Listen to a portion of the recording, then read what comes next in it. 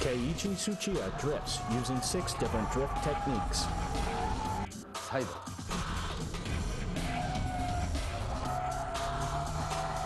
シフトロック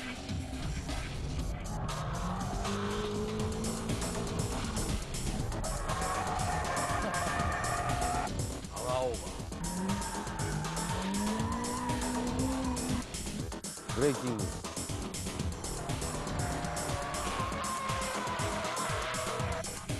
フェイントアクセルオフ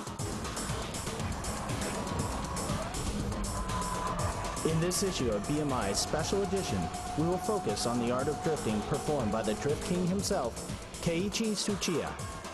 We'll go through all 6 basic techniques essential to drifting and further analyze how Tsuchiya is using these techniques from various camera angles. Let us guide you to the world of the Drift King's Drift Bible. First of all, we'll take a look at how a drift machine should be tuned and modified. Looking at this S14 Sylvia with limited modifications to only the suspension area, you can say that drifting is not about power. Going sideways, relying on only brute power, is not what Tsuchiya aims for. So how should a beginner set up his or her machine to drift like the king? Okay, so what's the least amount of tuning you need to drift? We had lots of stuff done to our car right here, but you don't need to go all crazy to start drifting. First of all, you have to start with the suspension. Then you should also change the brake pads and brake fluid, but that's about it. And if you're lucky enough to be able to spend some more, upgrading the CPU, exhaust system, seats, steering, and shift knob may be a good idea. And as you improve, maybe changing LSDs might be good in the future.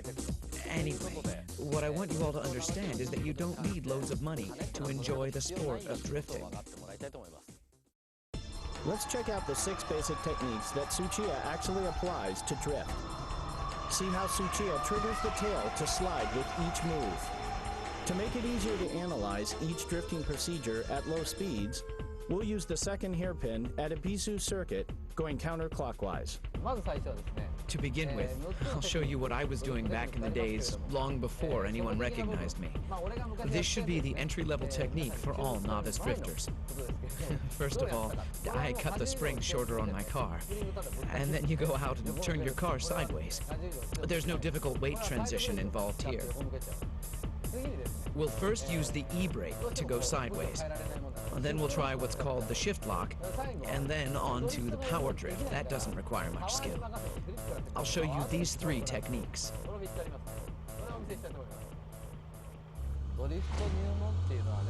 This one's for all beginners. Everyone goes through this stage. I started off doing this too. This drifting relies all on the e-brake. Straightaway, brake, toe, and e-brake. Right there. Just like this. Well, it all starts from something like this. Don't worry about how you exit the corner. Just try to pull the e-brake at the corner entrance and concentrate on making the car go sideways. You brake and then turn the wheel, step on the clutch, and pull the e-brake. Release the e-brake, go into countersteer mode, then wait. Wait until you know that the car is facing the corner exit direction. Then you gently start stepping on the gas. How hard you should step on the gas pedal should depend on how much you're sliding and countersteering. All of this should get you to exit the corner in one piece. One must learn the timing and the rhythm of the Drift King's drifting procedure and actually feel the exact moment the tail slides in order to master the 6 basic drifting techniques. The length of the tail slide depends on the steering angle, plus how long and how strong the e-brake is being pulled. All maneuvers must be done smoothly and timely, and to do that, having the right driving position becomes crucial. This is a must in order to give a car a quick countersteer and respond to the car's slightest movement. Let's check out how Tsuchiya is controlling the gas pedal from the outside. You can see he's controlling the drift without opening the gas all the way. The timing to pull the e-brake is almost synchronized with when the brakes are let off.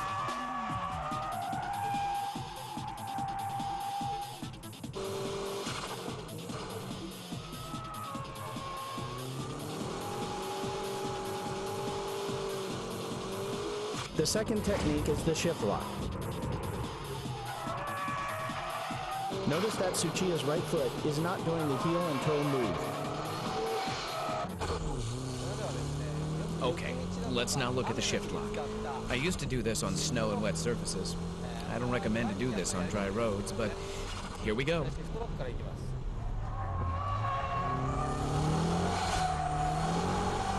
Just like that.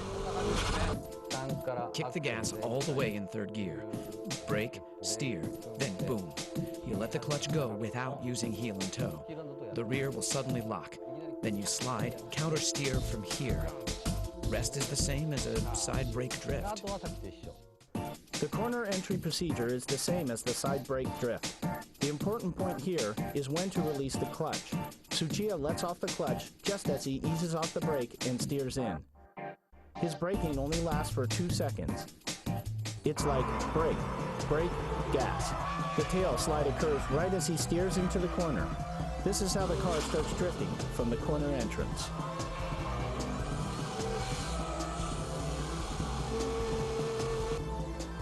In power over drifts, throttle control is the key.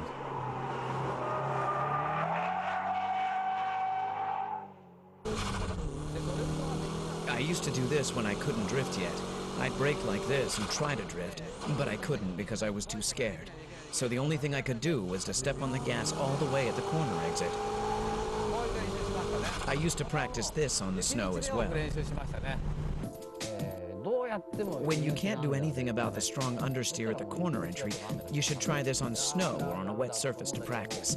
Steer into the corner even if you feel the understeer, and at the corner exit, just floor the gas and make your car go sideways, and as you exit, countersteer.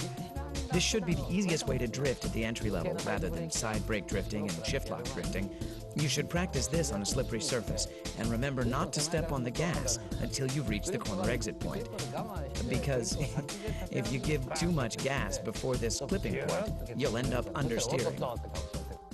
In this case, the corner entry is the same as before, gradually opening up the gas until the clipping point.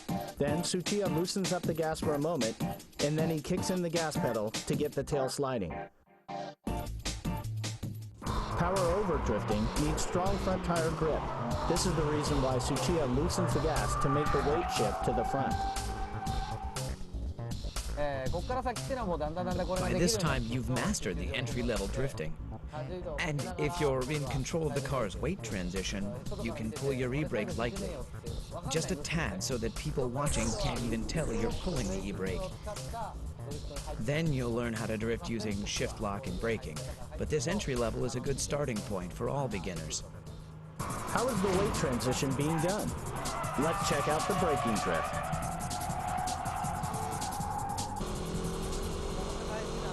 The three important things here are when to steer in, when to shift down, and how long you keep braking. These are the three most important factors. Okay, I'm in third gear, I'm stepping on it, I'm speeding, then brake. How much you brake is crucial. If you kill the speed too much, you'll end up stopping before you drift like this, and with understeer. So you'll need a fair amount of speed even when you begin braking. Slow down to about 70% on the straightaway, then let go. Let go of the brake and steer into the corner. Here, you're a little overspeeding. If you brake through the corner, you'll end up with understeer. So first brake and then turn, heel and toe and steer in towards the clipping point. You'll be overspeeding here as well. Then you shift down to second gear while leaving your foot on the brake. Let's say you're running around 5,500 revs when you shift down to second gear. Release the clutch like you're running around 5,400 revs, but don't let the gears lock. It's similar to shift lock drifting, but you don't lock the rear tires with braking drift. Anyhow, that's how I do it. Sometimes I drift by only braking, like through corners where I can enter and exit in second gear. I step on the brakes, leave the brakes on, then turn, and I brake once again towards the clipping point. Then the car starts to slide. With this kind of drifting, I concentrate on the front and rear brake balance. If only the front brakes work and the rear don't, it's impossible to brake drift. You can't control the shifting weight of the car if only the front brakes work. Obviously, braking is the key here. Tsuchiya is not braking hard at all. He's stepping on the brake with a certain rhythm to adjust the speed. If you coordinate the steering work to the braking, you're a step closer to Tsuchiya's braking drift.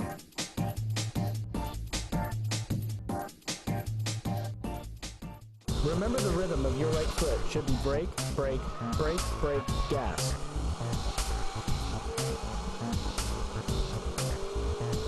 Steering into the corner and shifting down should be done simultaneously.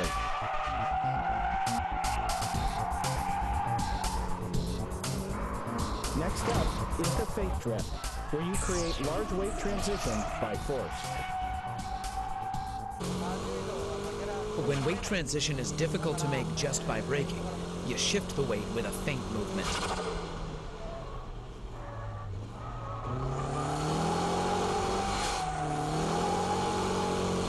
Quickly steer like this, and at this point, my foot is off the gas. And when I juke the car like this, the car bounces back with the weight, and that's when I step on the gas pedal. It's just like a pendulum, and you use that return force to make the weight transition. Here too, I've stepped on the gas, all the way for a second, before I let go, in order to get the car to slide. Once the car is in sliding mode, release the foot from the gas, and control. I used to do this a lot on snow. If you're going too slow, you have to step on the gas to make it happen. But if you're going fast enough, and you steer to the left and quickly steer back to the right, your tail will automatically start to slide. But you know, I wasn't that good back then, so my car would lose speed while I was doing all that. That's when I learned to give the car some gas to make the car slide, so that I can drift, even at such speeds. Because of the inertial force from the feint action, the braking doesn't have to be as strong as the braking drift. It's all physics and dynamics, but the rhythm of the right foot is always the same.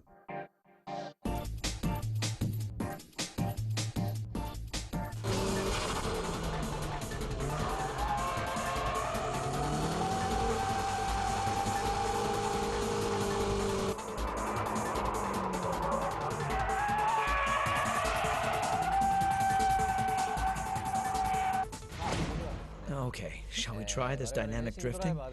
This one's pretty difficult, so even professional racing drivers like us can't always get it right. Drifting begins from stepping off the gas, just like the Fuji Speedway's 100R or the final corner at Tsugo.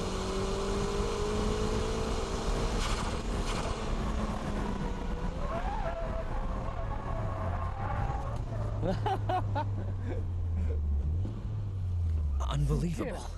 That was awesome. It's so tempting to brake. Here in Ebisu, this 100R corner is a third gear corner. You step on the gas all the way in third gear. Then the difficult part is where you release your foot from the gas pedal for a second. You're coming in with enough speed in third gear. Steer into the corner, and the moment you release the gas, you start to slide. On this particular track, you need to get ready for the final corner at this point and slow down. But for now, we'll ignore that to show you guys this dynamic drifting. So when you release the gas, your tail will slide. Then you just counter steer and control. I use this a lot at the Fuji Speedway's 100R corner. I charge in without braking and just instantly let go of the gas. And when the tail starts to drift, I just counter steer and slam on the gas as I exit the corner. You do this at the final corner at Tsugo. There are some cars that can plunge into the corner without braking at all. In a Miata, you can dynamic drift at Maze, go right in at full speed, and by releasing the throttle, you can initiate the tail slide. From there, it's just counter steering and stepping on the gas again at the exit. And that's what I call dynamic drifting. This is an example of not how he stepped off the gas, but how Tsuchiya was able to avoid crashing. His lightning-quick steering work is simply unbelievable.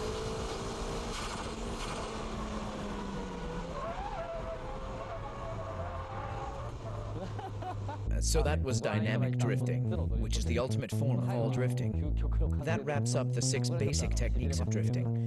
I won't recommend the dynamic drifting at the early stages of learning how to drift, since it can be dangerous.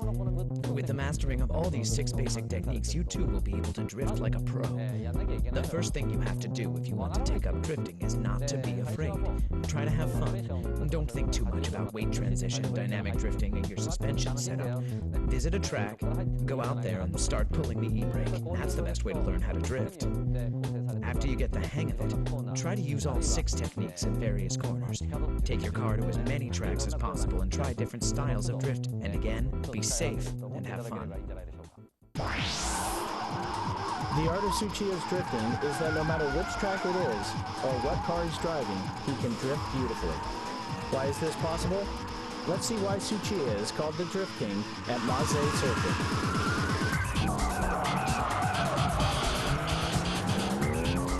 We're at Maze Circuit in Niigata Prefecture. I hope you understood the basic techniques that I showed you at Ebisu. Here at Maze, we're going to be applying those basic techniques to high-level drifting. As you can see from the track layout, Maze Circuit is composed of many types of corners, from low to mid-speed corners to high-speed corners, where I can show you the e-brake drifting, power-over drifting, and dynamic drifting. Well, the dynamic is too dangerous here, so we'll try a combination of the brake drifting and dynamic. And we'll show you how to do this with various types of cars, actual cars that you might own. I'll show you how to drift with cars that won't turn well, or have strong oversteer, or even cars with very little power. Here is a demo run by Tsuchiya in a nicely tuned S14 Sylvia. I have to warm up my tires first. This slightly wet condition can make the car oversteer or understeer in certain corners. So, let's warm up the tires and the brakes first. How will Tsuchiya control his S14 on this surface? The G-ball will indicate the weight transition at each corner.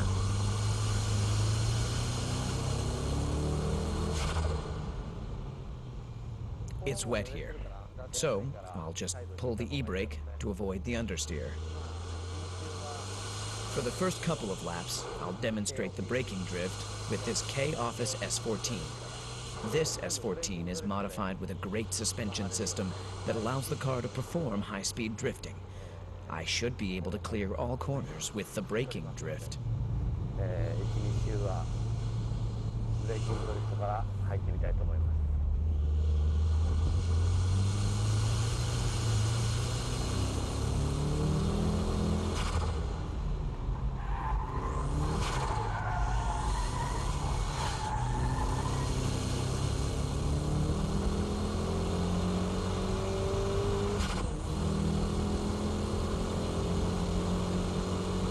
You know, no matter which track you're at, which corner you're going through, what you have to do is basically the same.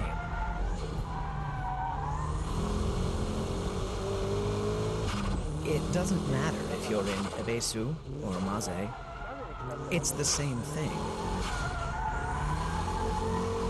Braking drift is controlled by the braking power, your braking touch.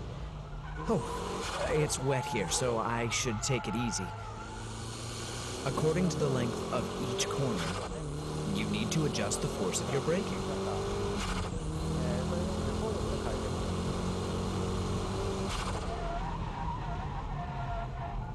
I went into that corner too fast.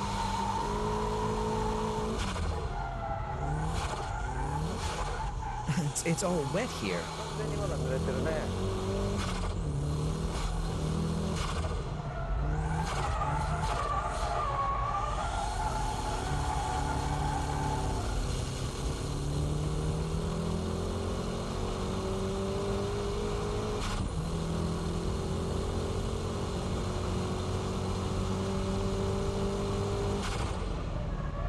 See?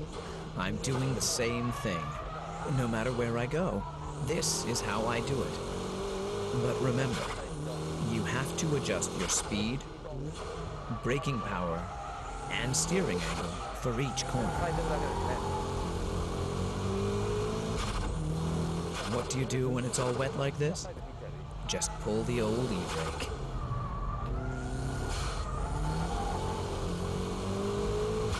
In corners where understeer is strong, just pull the e-brake. It's best not to use it too much, but you can do it when you're still learning. Oops, that was understeering right there. Here again.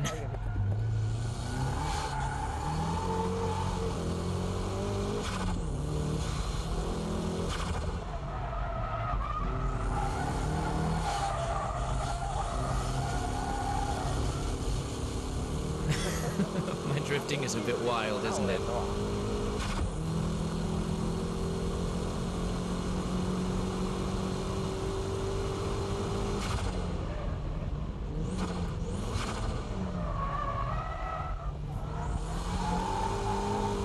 That corner entry began as a braking drift, but towards the exit I switched to dynamic drifting.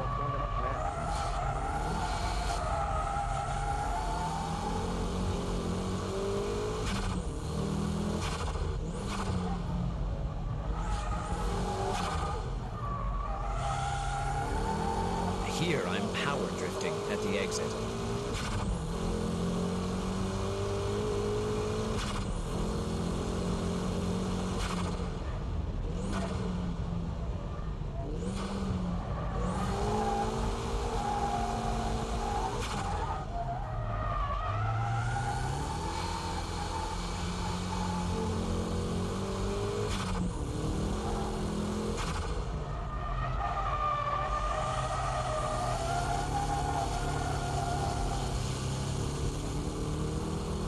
Yeah, this is how I do it.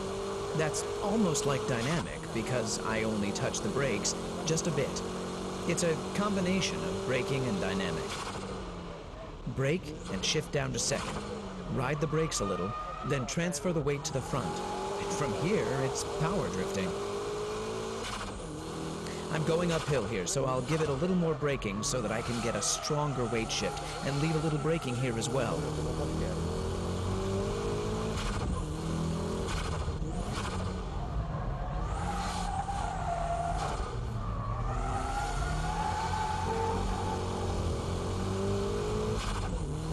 On the S-curves, the faint drift should be used.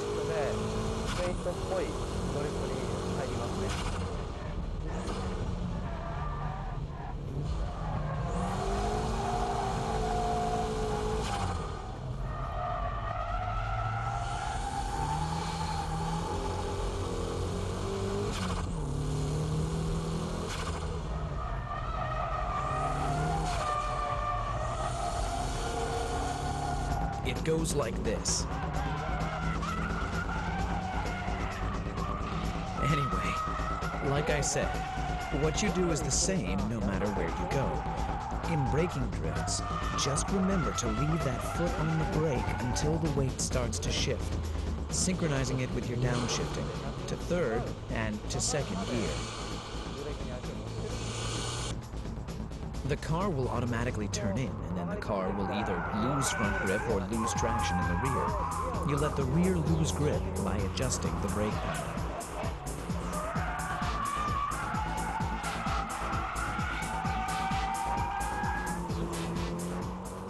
Let's check out how the S14 is acting on this final corner from the outside camera.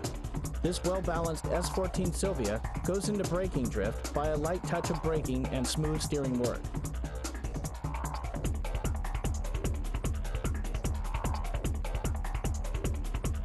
This time, let's check the onboard footage from another lap. Look at the braking. Just like at Ebisu Circuit, Tsuchiya is getting the tail to slide by pumping lightly on the brake.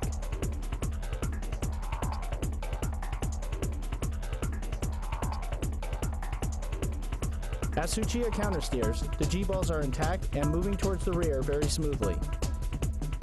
A beautiful drift must have smooth weight transition.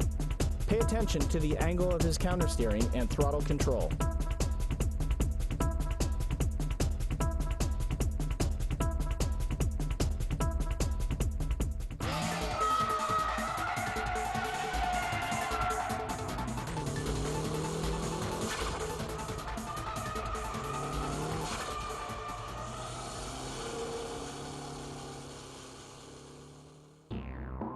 Okay, like I said, there are cars that don't turn well, resulting in strong understeering. Here we have the Hachiroku and the S13, both which are notorious for understeering and weak front traction. If the car is this low, I don't think the suspension has enough travel. Anyway, even with cars like this, you can get them to go sideways. But how? Well, let's try it out. What do you do if you think there's going to be understeer?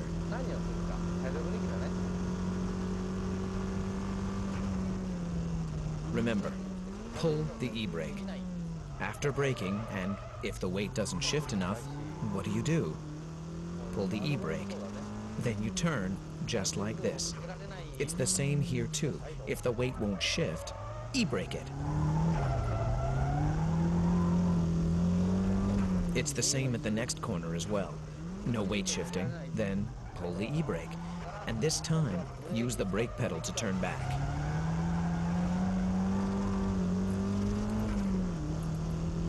Now, that wasn't so hard, right?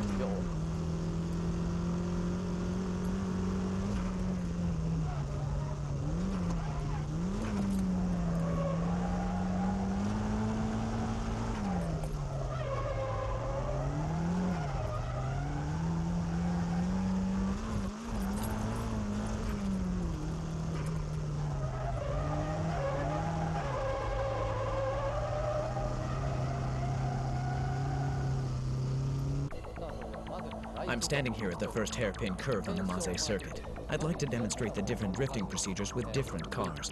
The S14 Silvia has good front grip and a good weight up front, which enables the car to turn easily. All I had to do was create and control the weight transition with my braking. In contrast, the S13's front grip is terrible. Yes, like your car, probably. If you install one of K-Office suspensions, it will go away, but I'm not here to advertise my product, so let's move on. Okay, you start.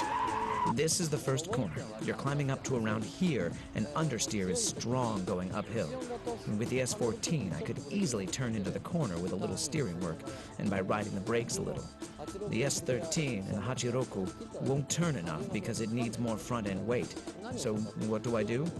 I give it stronger braking in order to create stronger weight shift to the front. Actually, the braking I do here is the equivalent to how long and strong I brake with the e-brake. Remember, always to shift more weight towards the front end. So here you're going uphill, and when you reach the top, you start braking. And as you turn into the corner, ride the brakes longer compared to what you would do on an S14. Then the rear end will start to slide. From here, you just smile and step on the gas to power drift right out from the corner. Next up is a champion of oversteering, the MR2. I mean, these types of cars won't stop once it starts going around. Just like the NSX, these mid-engine layout cars have light front ends and heavier rears, which makes them spin happy. Oof, that was close. When I ride the brakes like I did with the S14, this happens. Adjusting the pressure you brake with and how long you brake entering the corner is the key here. The difference between the S14 and the MR2 is the braking power you apply.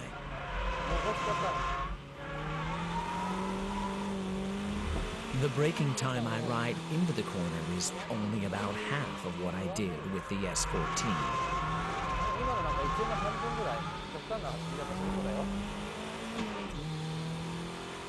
Right here, I quit braking already.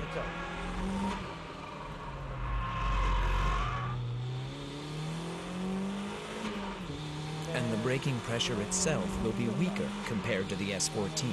Of course, the method to decrease speed is exactly the same, but here, you leave the brakes on. That's the difference.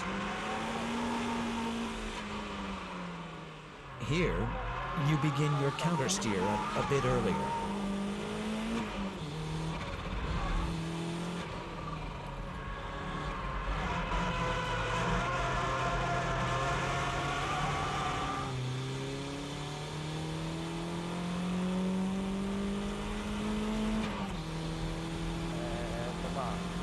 That's how you keep control and drift with understeer.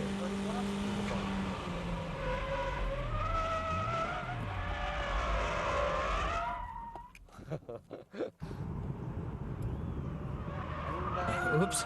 Yeah, I thought I had that one. But hey, even monkeys fall from trees. The car had too much speed on that one. So, the important thing here is to keep the weight transition small. Delicate weight shifting is the key here. Like here, I go in like this, but I'll let go of my brakes early. You can tell by looking at the G-ball that the weight transition is smoother compared to the S14. This is how you drift with cars that have strong oversteer. You countersteer as soon as the tail slides. Earlier countersteer is important, and the speed, you have to start countersteering at high speeds like this.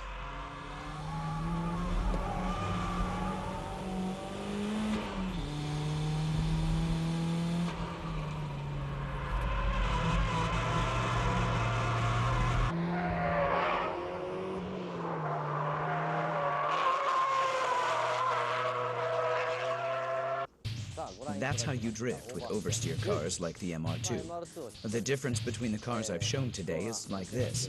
The S13, the car with strong understeer, needs big weight shifting.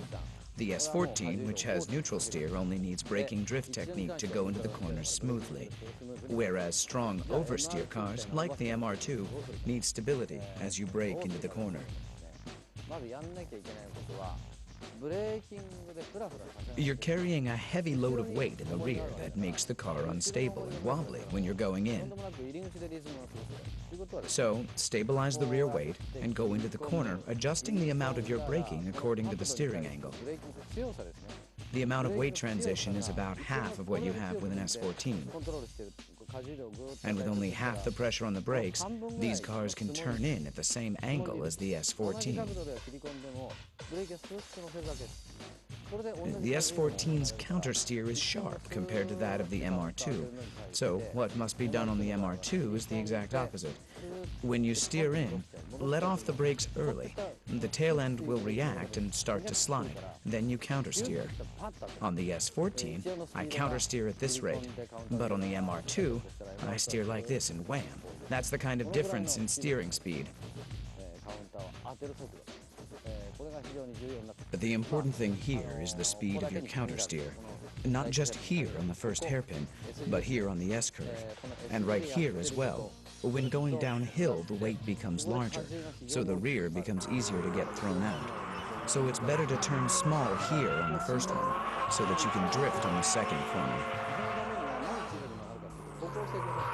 The same here. You don't want any understeer or get thrown towards the outside on the first one, as these cars with strong oversteer won't be able to recover by the second corner that's coming right up. So just turn small on the first one, and on the second one, just lightly step on the brakes or let go of the gas to get the momentum change. Then you can control with a quick countersteer. Compared to FR cars, these mid-engine cars have good traction. Therefore, the driver has to act quickly and perform the next move earlier. You can wait for the tail slide to ease down a bit before you hit the gas on FR cars. But on these mid-engine cars, you don't wait. But you hit the gas while the car is still sliding. You have to get the car to power slide immediately. And without stopping the tail slide you're in during the midsection of the corner. Everything has to be done earlier on mid-engine cars compared to FR machines. Mid-engine cars, like the MR2, have heavier loads towards the rear compared to FR cars. So mid-engine cars tend to have a stronger grip with the rear tires. Hitting the gas early makes the rear tires lose traction, which enables the car to slide and drift.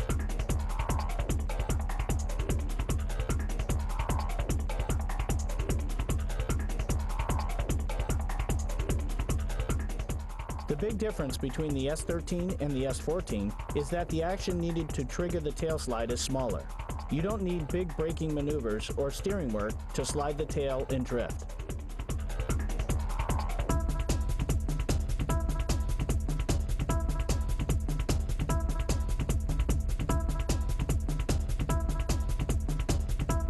Further, by checking the different laps, you can see Tsuchiya stepping on the brakes with more pressure, but the tail doesn't slide. So he gives it gas, but even that doesn't make the car slide. The last thing he did was letting off the gas to get the car to go sideways. This proves how Tsuchiya can instantly change his applied techniques according to the situation he is facing.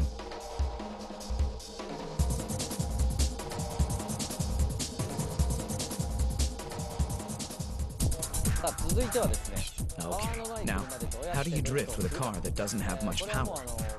What I'll be explaining to you here is from way back when I used to drive a Hachiroku every day and night. And that's like 15 years ago. With this car, it's all about flooring the gas pedal all the way from the entrance to the exit. This car's been nicely lowered as well. Mine used to look like this. You have to step on it to make this thing go sideways. With these underpowered cars, you just have to keep the gas on to get it into power drift mode.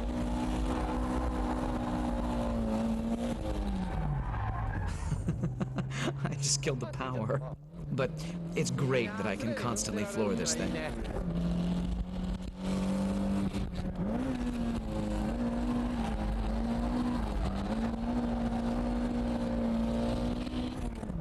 This is great. I'm flooring it. It's so cool. I wish Toyota could make cars like this again.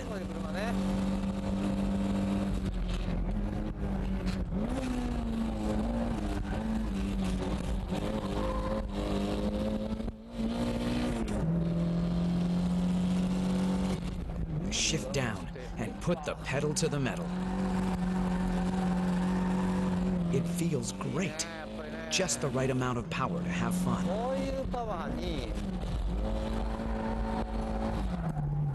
This kind of power is just right for these M7 tires.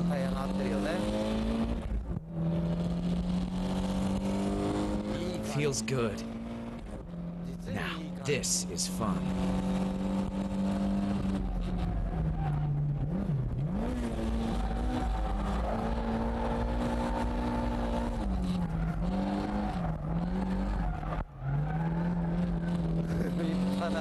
I'm literally flooring it the entire way. Do you know any other car that can do this?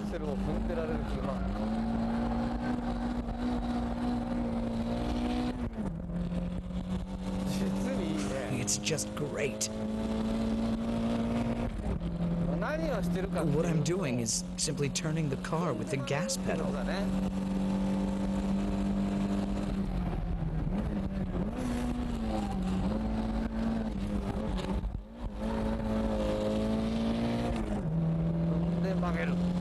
Step on the gas to make it turn.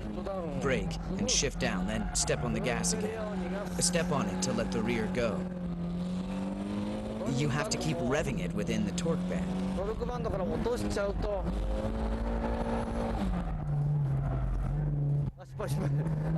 Oops, I dropped it.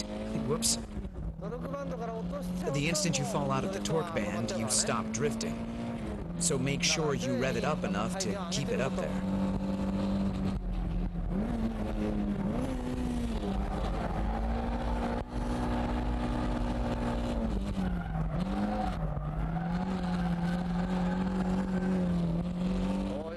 This is what I mean.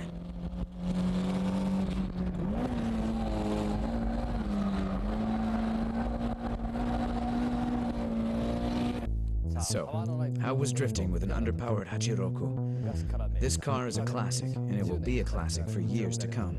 Did you know I taught Takumi from Initial D how to drift in one of these?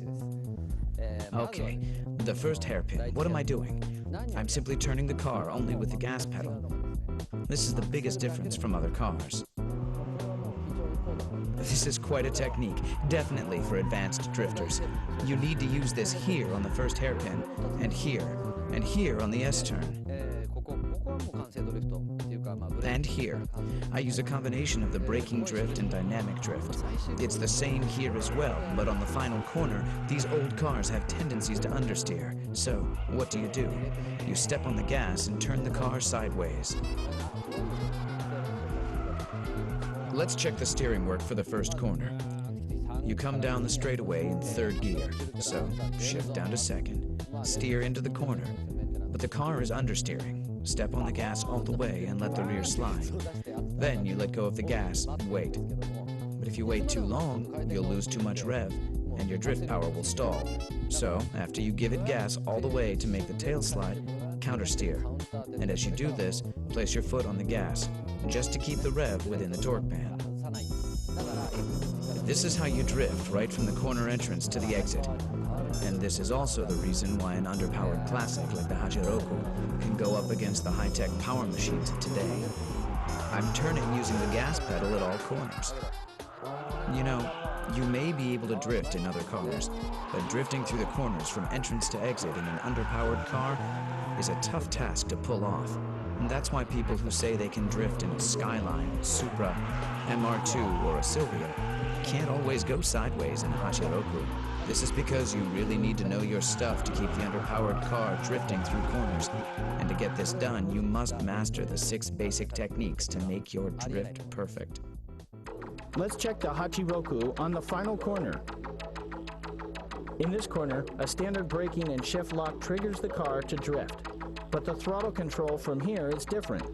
Tsuchiya floors it immediately to keep the car sliding all the way from the entrance to the corner exit. He's purposely letting the wheel spin a bit so he can control the tail slide with little power. He's driving while constantly maintaining loose traction. These 6 techniques and their various application make the Drift King go sideways. How did I become the Drift King? I can only say that I was driving day and night. I guess people call it practicing and hard work.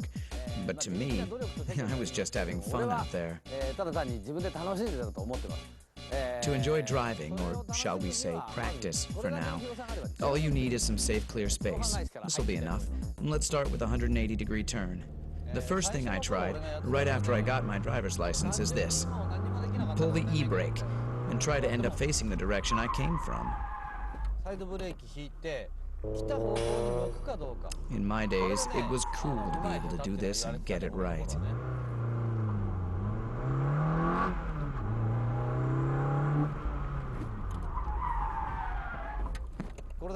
You know, you guys have these cones or pylons now, but in my days, we didn't have anything like that, nor were we smart enough to think of using one.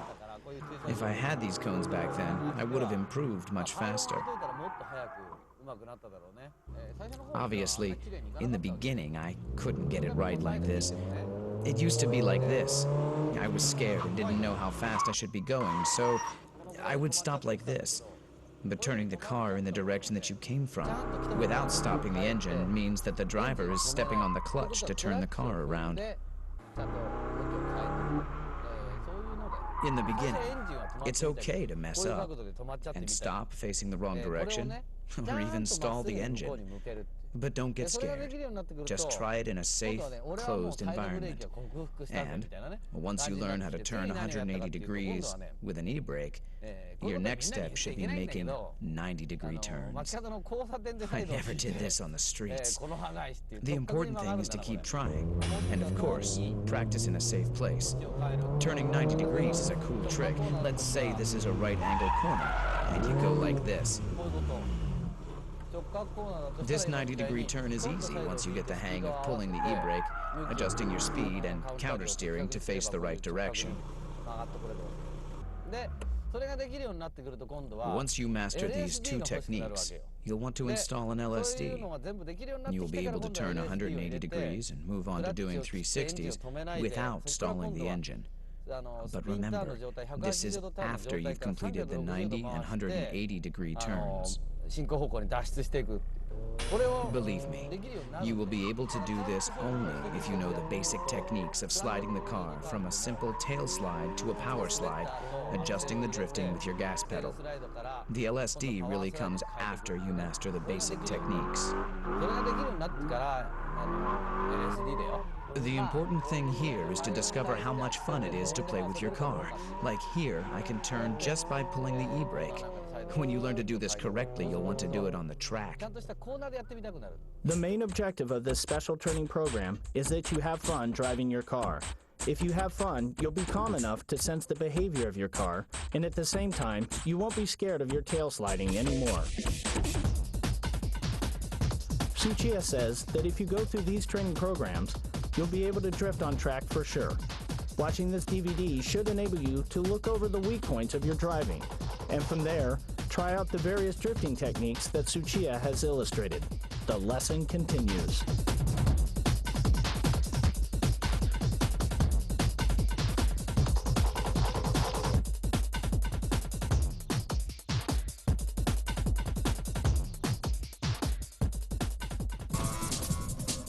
Special training program number 4 is learning how to use the handbrake according to the radius of the corner.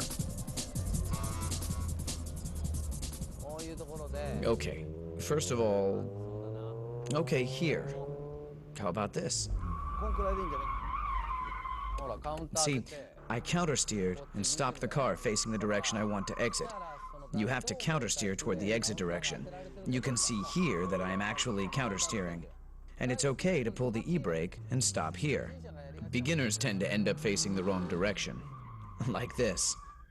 So, controlling the car towards the direction that you want to go is crucial here.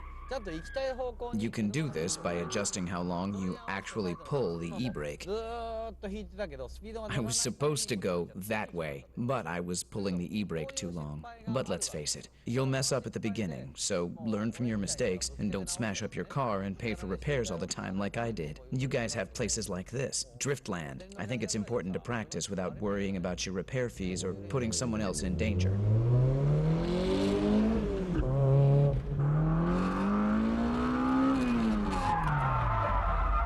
See, here. I'm pulling the e-brake too long, letting the car slide too much. In this situation, your left hand is pulling the e-brake, and your right hand working the counter steer is too slow. This is how you'll end up facing the direction that you came from. So, just shorten the time you're pulling the e-brake.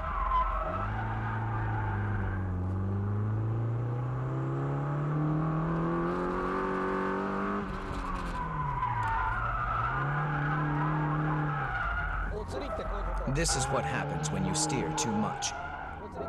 This was a good example. As you just saw, I began countersteering too late, and then I recovered the countersteer too late. As a result, my car just lost control. If all my steering work was done earlier, I could have avoided this.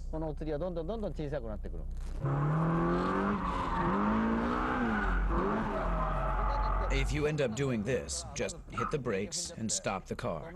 Take a deep breath and calm down. You won't get anywhere trying to recover from this state, so just stop the car and chill, okay? And start from zero all over again. Okay, let's review the training program. I admit that this training needs effort, but you want to have fun too. So find a safe place to practice and start from the 180-degree turn. Then try the 360, but you need an LSD to do this. Then the 90-degree turn. And when you learn all this, come to a track like this one to practice, where you can find something like this.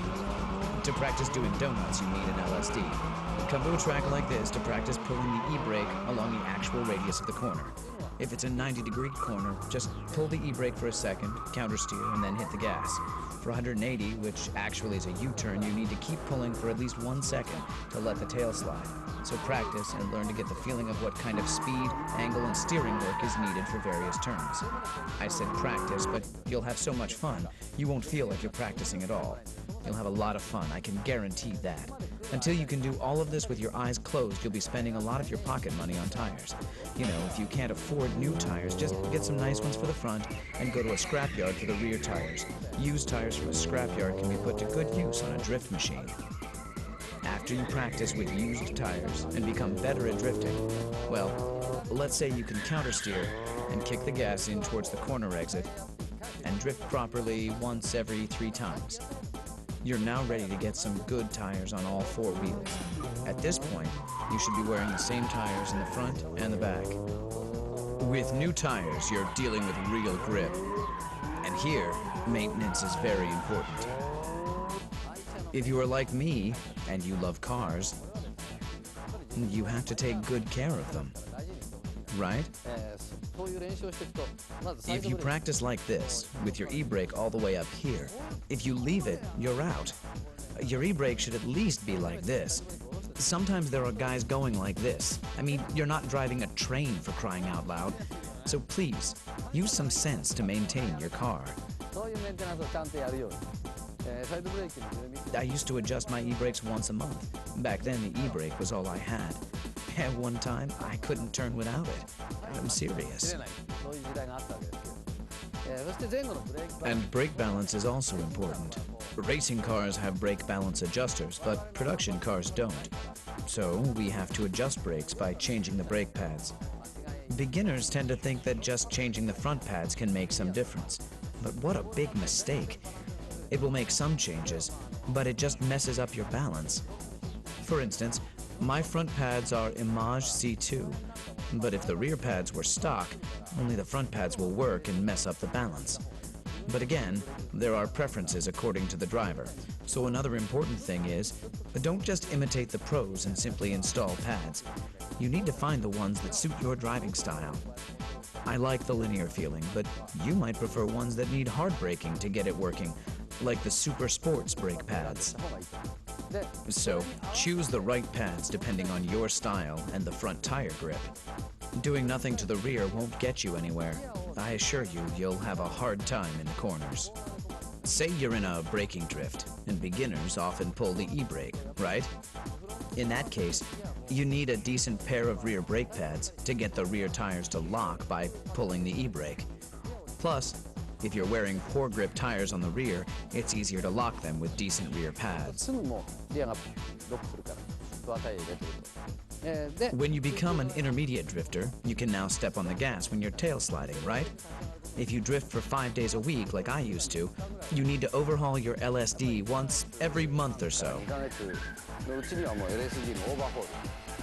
This means if you go drifting once a week, you'd need an LSD overhaul at least once every 8 months or so. An LSD that needs an overhaul feels like a viscous LSD, and it's not fun at all. The car won't exit properly, and sometimes kills the drifting. You only end up with worn-out rear tires because the inner wheels keep spinning. It just ruins the fun of drifting. So make sure to overhaul your LSD and maintain your drift machine in healthy condition. You will have more fun on a well-maintained drift machine. The Drift King. Tsuchiya says, I still want to get better.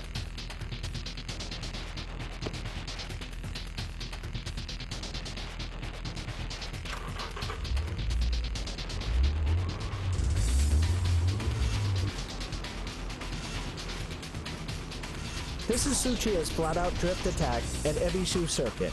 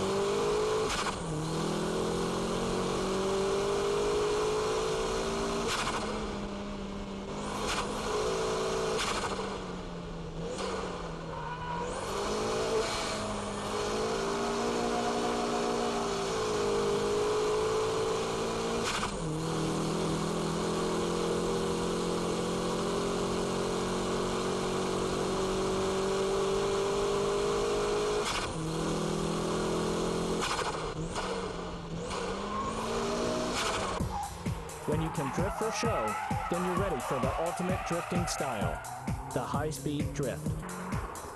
The 6 techniques are still vital for this style of drifting, but now you're going fast. When speed and drift meet, you get the ultimate driving style. The high-speed drift is composed from small countersteering and velocity.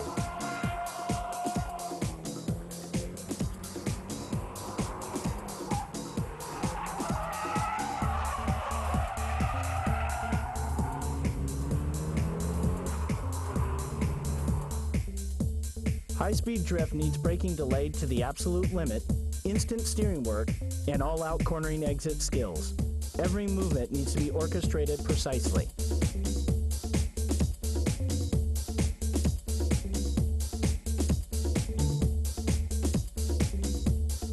Focus on the steering work as well. In high-speed drifts, tail sliding is controlled and limited, so counter-steering work can be minimized. Wheel spins are limited also, making the car easier to grip and accelerate at the corner exit.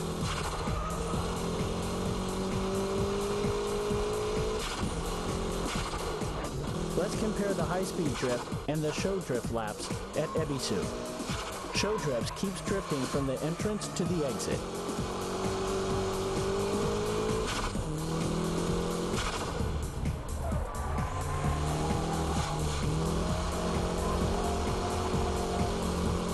With the high-speed drifting, traction recovery is very quick, even during the counter-steering work.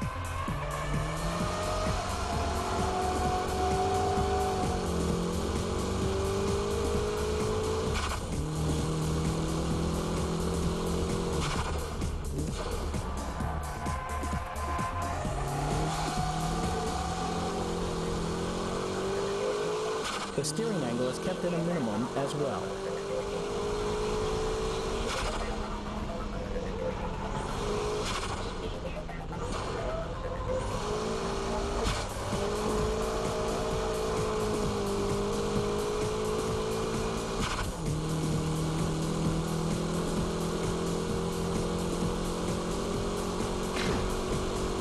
This is the ultimate style of drifting, high-speed drifting. So, how did you like the BMI Special Edition Drift Bible? I hope I was able to show you the profound world of drifting. It's a driving technique and also a sport in its own category.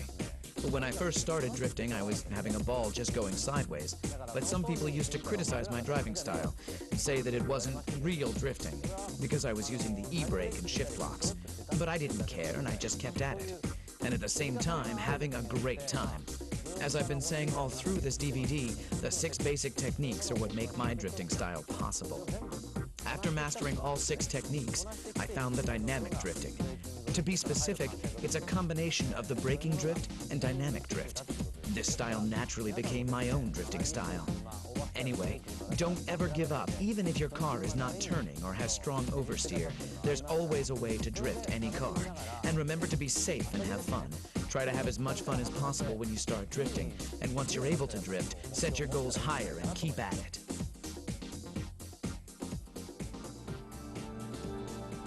Aim to become the next Drift King.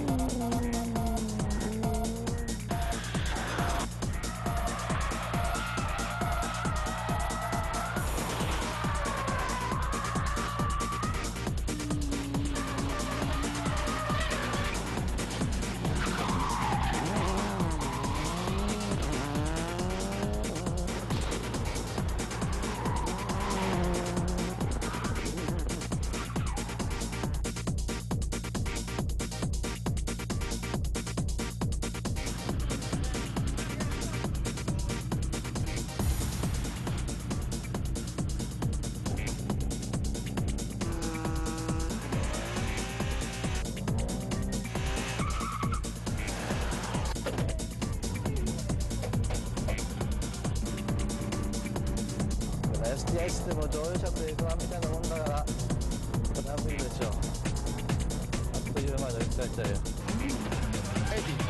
80 right over crest 40 6 left over crest 20 5 right crest over crest long。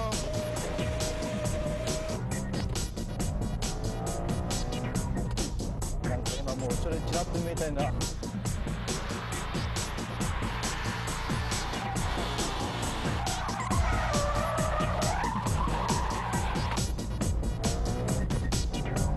うわーもう来た。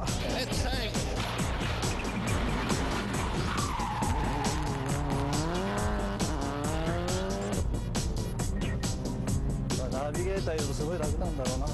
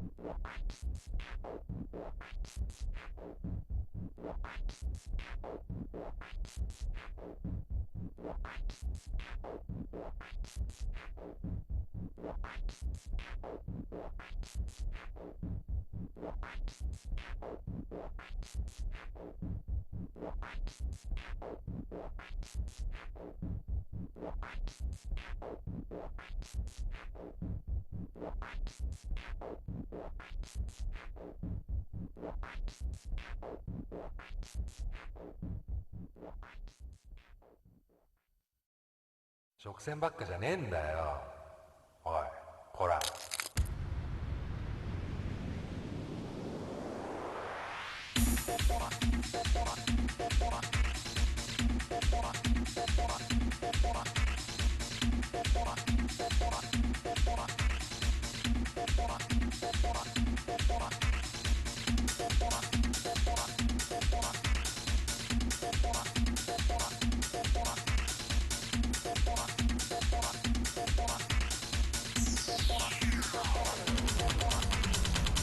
そんな面白いか。